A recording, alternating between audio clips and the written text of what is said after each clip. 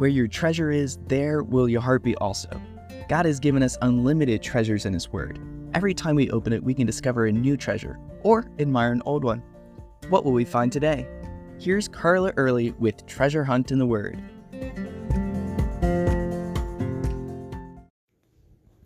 The city of Jerusalem today doesn't have the temple.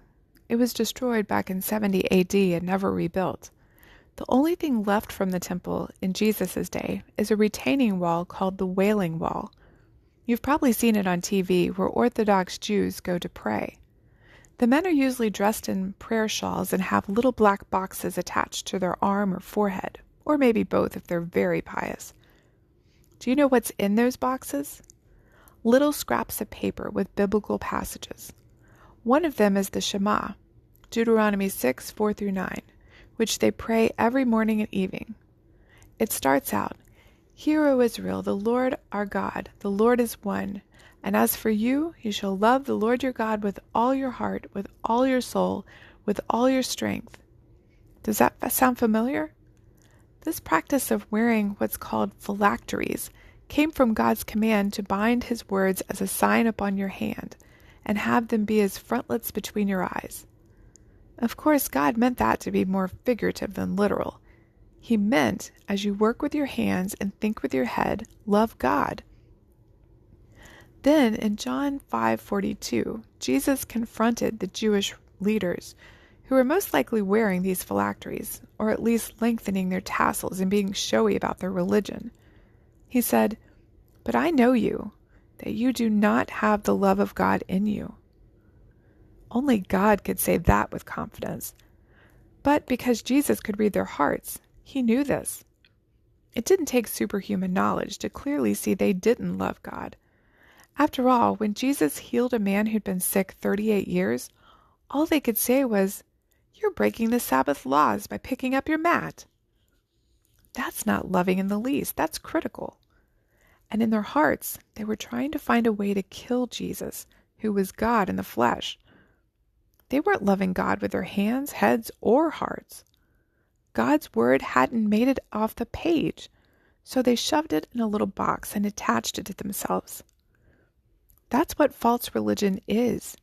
It's all strapped on, showy, not real.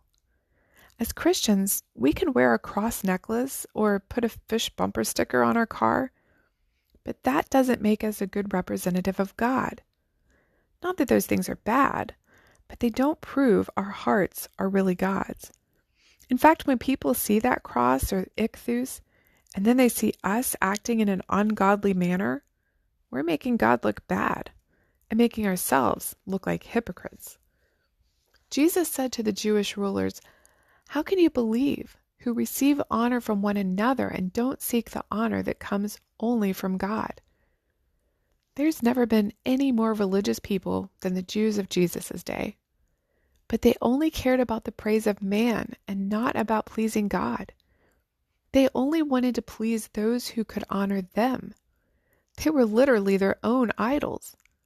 Therefore, they couldn't believe in Jesus because then they would have to give Him glory instead of receiving glory for themselves.